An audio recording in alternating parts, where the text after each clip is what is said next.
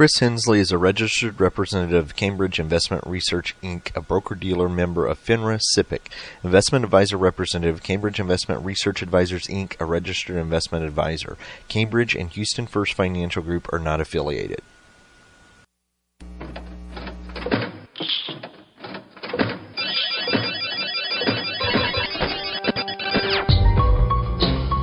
The Houston Midtown chapter of the Society for Financial Awareness presents Money Matters with your host, Christopher Hensley.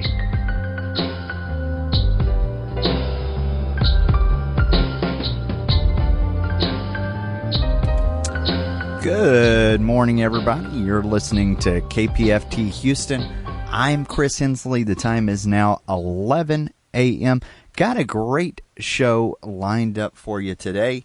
We will have joining us very, very shortly Kelly Stone, who is the candidate for the Texas Railroad Commissioner.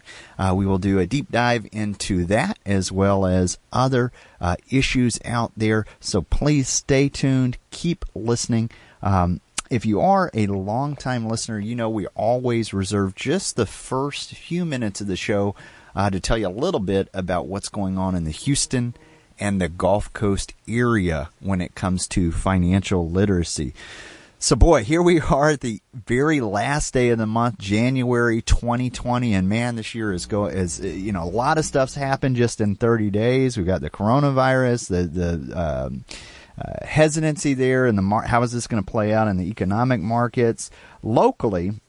When it comes to financial literacy, Houston Money Week, we started ramping that up in November of last year, and we are deep right in the middle of it already. It takes place in April, but we have one of our first big events coming up here on February 8th, and that is the Houston Hispanic Forum's Career and Education Day.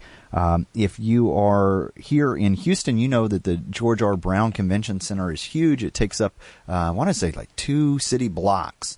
And so on that day, this is maybe the 4th year that we've done this, there is the Career and Education event. They will bus students in from all over Texas, locally. Here, if you have high school age students, or I would even encourage you if you have junior high age and they are thinking about what they're going to do as a career, how are they going to get to college, how are they going to fund it.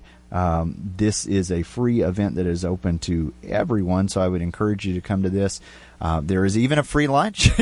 You can't often get free lunches, but they have a free lunch and even childcare for parents. So if you've got the junior high or the high schooler that you want to bring, you want them to kind of pick the brain of NASA, the FBI, oil and energy executives that, what career do I want to do? Well, here's a chance for them to interact and kind of bounce ideas off of them and what's the day in the life.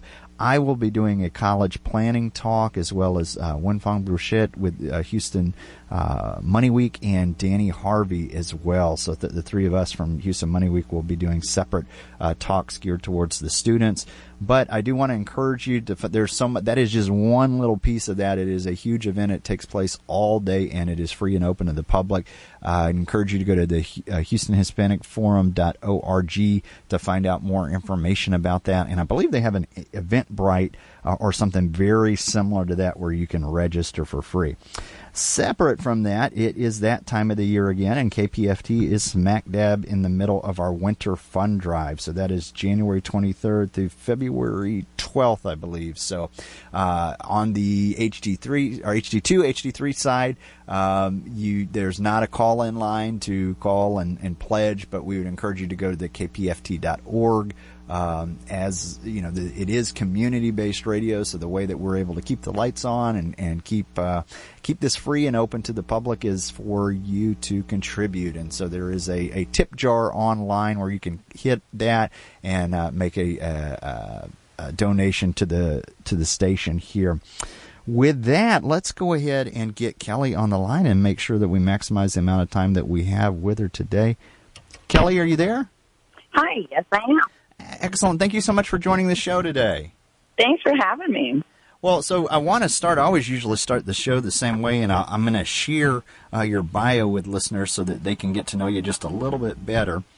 Super. You are an educator, a comedian, single mother, river enthusiast, lecturer, and environmental activist, and now you are running for Texas Railroad Commissioner. This summer, you became the 8th woman to paddle a C1 canoe to the finish line of the Texas Water Safari. I'm going to have to ask you about that. That's interesting. You're currently running as statewide to become Texas Railroad Commissioner to help educate Texans about what the Railroad Commission does. Once again, Kelly, thank you for joining us. Thanks for having me. I'm really excited to do this. Would you be able to share something outside of that bio so that listeners can get to know you just a little bit better? Oh, outside of that, well, let's see. I am a mother of 2. I think it did say that, but I have 2 really awesome feminist children. And so what's not in there is that I'm a homeschool mom as well. So not only have I educated college students, but I've worked K through 6 as a health educator and a prevention specialist, and I work with my own kids on helping them be independent thinkers and asking a lot of questions. I think that's really important for us as a society to do. Wow. I love that. I love that. So you've got multiple hats, many hats there. So I want to start with, because as I was going through this and I was trying to do the research, I was like, okay, Railroad Commission, I know what that is. And then when I started looking at it, I was like, you know what? I don't think I know exactly. For listeners, can you tell us what exactly the Railroad Commissioner is? Well, and we say commissioner, right? And this is something that I've been finding, talking to lots of groups across Texas, is many people, they think that it's just one. And we actually have a dais of 3 commissioners. So there are 3 commissioners that each hold 6-year terms. Like senators. So they're extremely powerful. And every 2 years, one of those seats comes up for election. And so this year there's 1 seat, but there are still 2 more commissioners, right? So the Ag Commissioner and the Land Commissioner are just 1, but when it comes to Railroad Commissioners, there are 3. So I think that's important for people to understand. But they have nothing to do with the railroads. They actually did, in their inception in 1891, we had a liberal governor, Governor Hogg. He was the one with the funny daughter names, if you remember, yes. All that. And the Railroad Commission was actually created to create more equality in the state of Texas, because the railroads were quite literally railroading people and engaging in discriminatory practices where they would jack up the prices on certain folks and not even do business with certain folks. And so they created the Railroad Commission to regulate that and create more equality. Shortly thereafter, Spindletop was discovered. They were looking for water, and they discovered that black gold Texas tea that then changed the future of Texas forever, right? And the Railroad Commission was the only regulating body at the time, and so they decided, well, we'll go ahead and put that oil and gas under the Railroad Commission too, and you guys can regulate that. And a lot of it went along the rail lines with, transport and whatnot. So, but later, over time, the railroad became a part of, the Department of Transportation and the federal oversight. And so the Railroad Commission maintained the name, although they currently they regulate oil, gas, pipelines, coal, uranium, all of these fossil fuels that are destroying our planet. And so that is the purview of the Railroad Commission. Excellent. Okay, so full disclosure, I did not know that all of that fell into the scope of the Railroad Commission there. So very, very important position. Historically, has this been one party or the other, or how is it? You said there's 3 different. How is it mapped out over the past 20 years or so? Right, that's a great question. And you even just said the past 20 years. So there has not been a Democrat on the commission in more than 20 years. So for the last 20 years, it has been a majority. All 3 commissioners have been Republicans. And what's interesting and so corrupt, and we have to talk about the corruption of our system if we are going to progress and make change and really get to the bottom of the inequalities that we are facing in the state of Texas. And of course, across the globe, we have so much social injustice taking place. But the oil and gas industry has been able to essentially elect themselves to office. There are no limits on campaign contributions for these statewide offices. And so, and by no limits, I mean no financial limits as well as time limits. So once a commissioner is elected, they have 6 years to just line their coffer with all kinds of money. And so there's been different studies that have come out that, of course, our Texas government, our legislature and our Senate are funded to the tune 60% of their campaign contributions come from the fossil fuel industry. But when it comes to the Railroad Commission, 80% of their contributions come from the oil and gas industry. That's crazy. And so it's absolutely, it's corrupt. That is pure corruption. And so, these commissioners are able to take money from the interest that they are then regulating. And not only that, but the current incumbent, whose seat is coming up in 2020, he owns his own petroleum-based company, and he has refused to have a blind trust or divest or anything. And so there's been lots of even Republicans that have spoken out against the conflict of interest that is presented. So we have to we really need the voice of the people, and what we've had is the voice of the industry regulating themselves.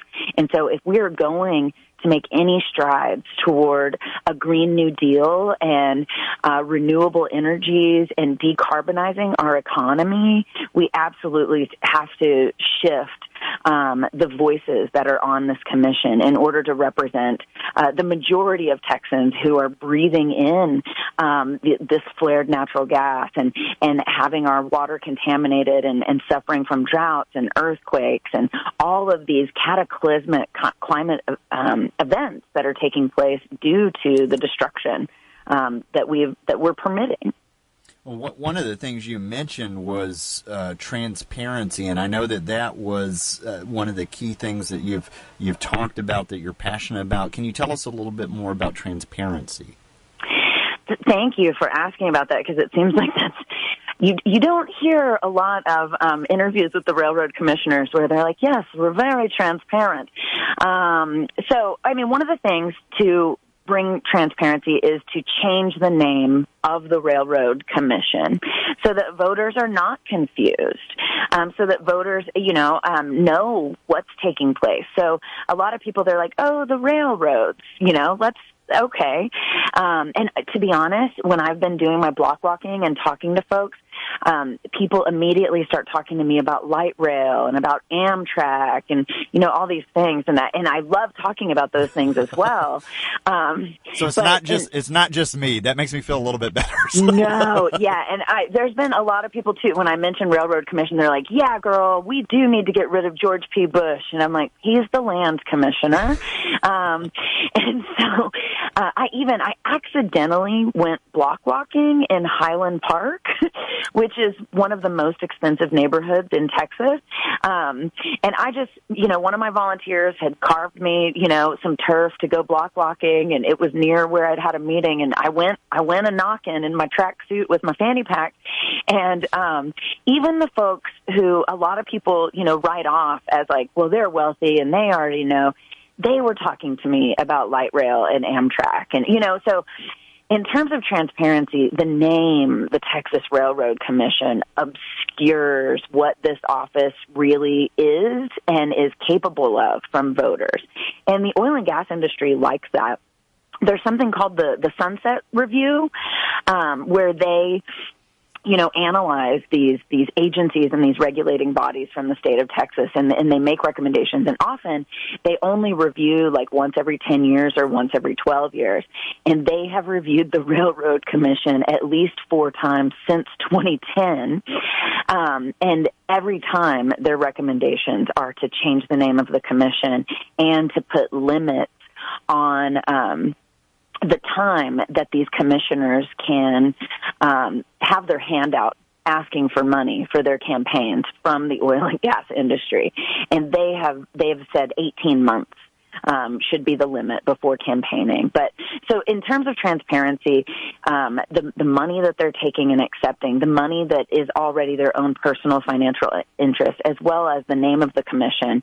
And one of the other issues related to transparency is, you know how we have this open meetings, and so you can watch their meetings on Tuesday mornings, right? Mm-hmm. They're always super short. They're like an hour, maybe. And for me, serving on boards and commissions just in my local town of San Marcos, Texas, our meetings are never an hour. That's true.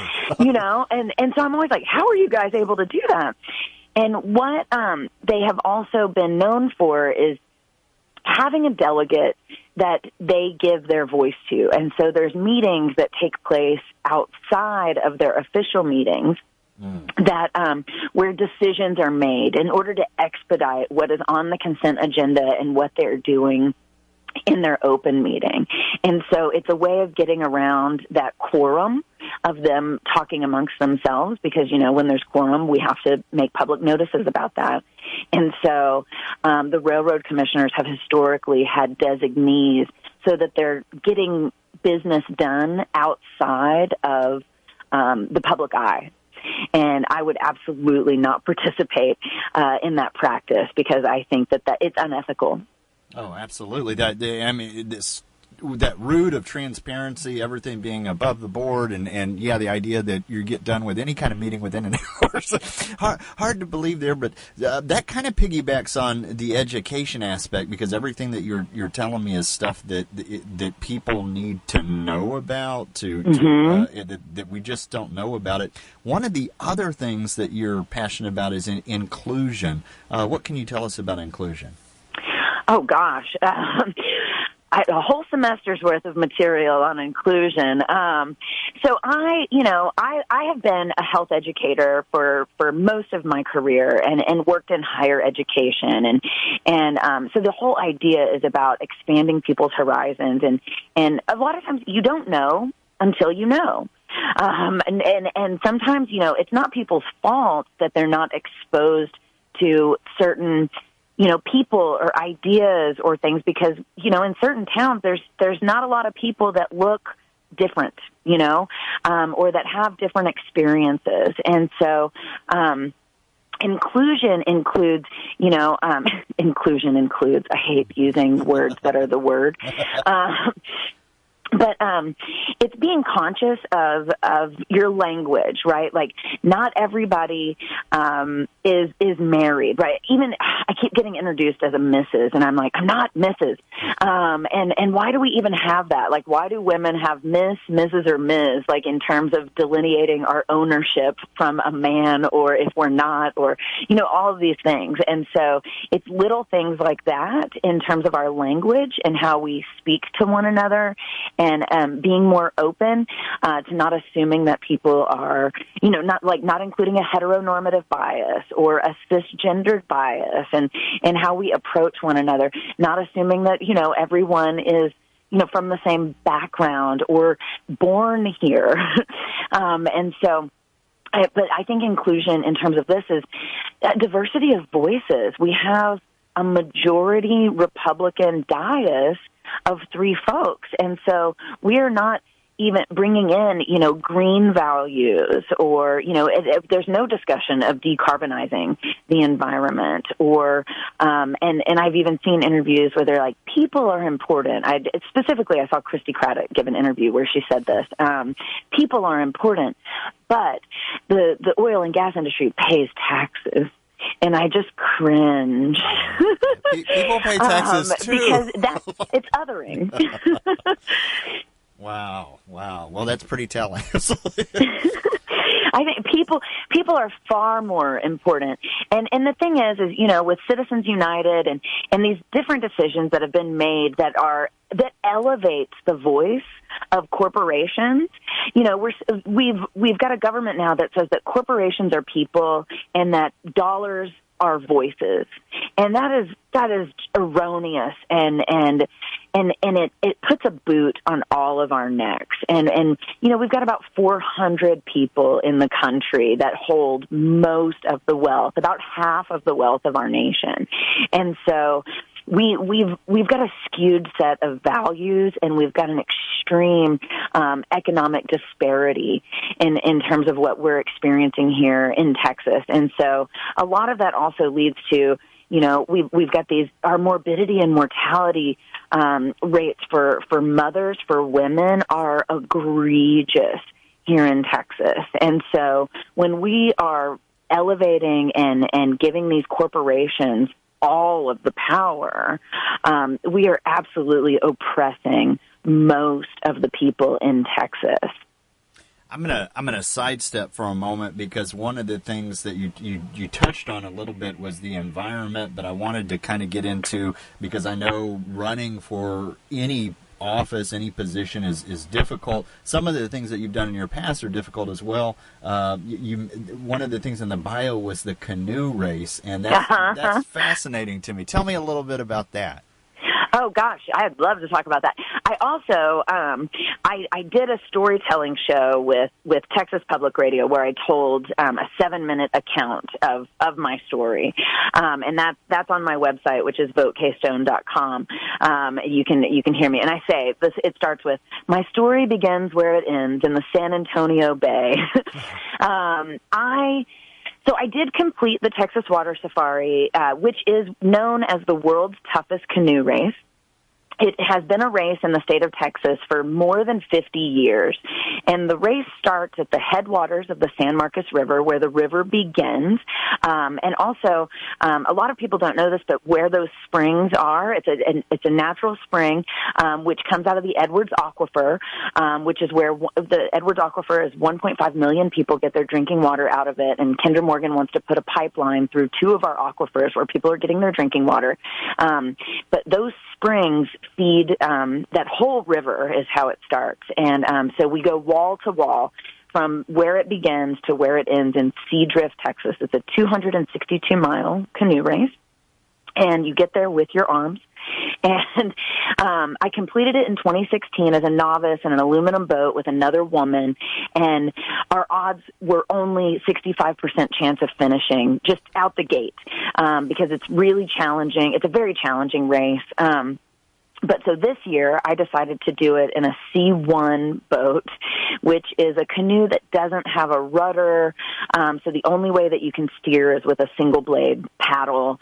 And it's really hard to turn and all these things. And I crashed my boat and broke it around a log like a taco. I wrapped it around a log and broke the gunnels and everything at the 57-mile mark. And so I rebuilt my boat. It took me about 4 hours at Palmetto State Park. I made it the next 3 miles with my boat duct taped together. And then I rebuilt it reinforced it with sticks and zip ties and tape. And I had a teeny tiny bottle of Gorilla Glue against the whole crack at the bottom. And I finished the race in 78 hours. And even what was real horrifying about it, too, is because the last 8 miles of the race is the bay. So you no longer have, the banks. You're not on the river anymore. You're in ocean. You're in the Gulf of Mexico. And the bay was glass all the way up until Kelly Stone arrived. And everyone was talking about how it was the easiest bay and all the times they'd ever done the water safari. And as I'm getting across this glass bay and I'm trying to finish, a monsoon, the sky opened up and hit right after I crossed the barge canal. And so I had to hunker down in a mud hole on the shore because there was no way my boat would make it in those massive waves and all of that stuff. And so, but I still finished. I had to let the storm subside, and it took me 78 hours. Wow. I sure did it. So that's grit right there. That's what we've said for my campaign is we're running on grassroots grit and gumption. I love it. So I am a gritty, hardworking gal. I also, this is not in my bio. You asked earlier something outside of that. I played high school football in Houston, Texas. Oh, did you really? I did. And now I'm a 5'3" petite woman. So I'm no linebacker, but I was the kicker on the JV team at Aldine High School. Aldine. Okay. I was about to ask which high school. All right. We've got some listeners out there in Aldine. So nice. There's a Houston connection there. Let's talk about, because we talked about transparency, education, inclusion. What are some of the other areas of public policy that you're passionate about? So I have signed the Green New Deal pledge, and that is through the Sunrise Movement, which is this incredible movement that is youth-driven and youth-led, where they are demanding that we decarbonize our economy and really work, that we have to have 100% renewable energies by 2030. And so as a part of this pledge, I have agreed to incorporate the Green New Deal into my office. And at any level of government, we could be working to do this, even at the school district level, because the styrofoam trays used in schools, right? Like, there's a lot that we could be doing that is not, over-consuming these petroleum-based products and whatnot. We have to relinquish our reliance on fossil fuels. But also a part of that Green New Deal pledge is which I wouldn't want to take funds from oil and gas cronies, if you will, but executives, lobbyists, and PACs anyhow, but I've overtly stated that. And so my campaign has more grassroots contributors than all of my opponents combined and doubled in this primary. And so that is something that I'm really trying to put out, is to be a voice of the people, by the people, for the people. And so implementing the Green New Deal is something that I'm absolutely passionate about.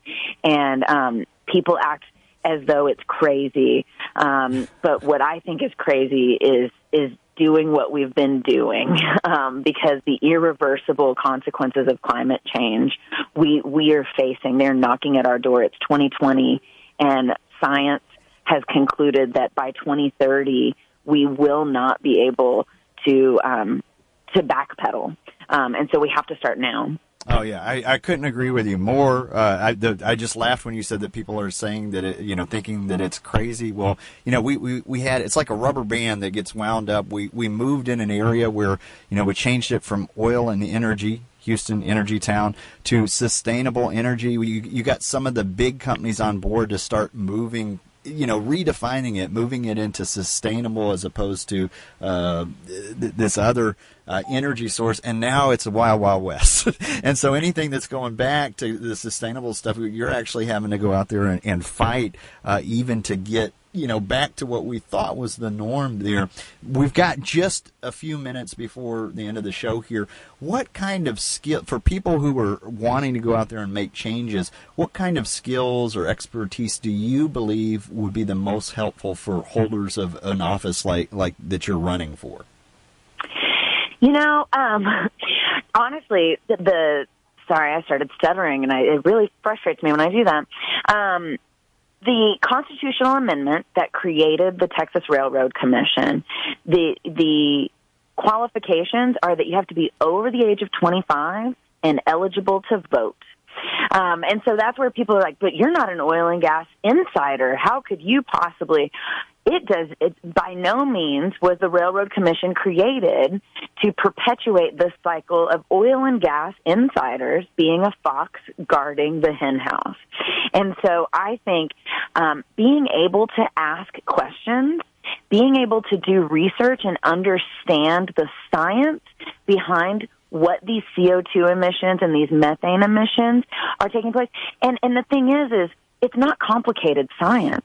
Greta Thunberg is a fierce warrior in this fight for our lives, right? And a lot of our adolescents are like, look at the science, people. It's not that difficult to understand. And so I think the skills are being able to communicate, and also to collaborate, right? And so in order to get things done, we need a 2-to-1 vote. And many times on this dais, it will be 2 Republicans to 1 Democrat. And so being able to find commonalities and Thanks for listening to today's episode of Money Matters Podcast. If you enjoyed the show, visit us on the web at www.moneymatterspodcast.com. Drop us a line on SpeakPipe on the right-hand corner. It will receive any voicemails, questions, thoughts, concerns that you have about the show. In addition to this, we recently launched a Patreon campaign. Click on the Donate Now tab to hit the tip jar and find out what Patreon's campaign is all about.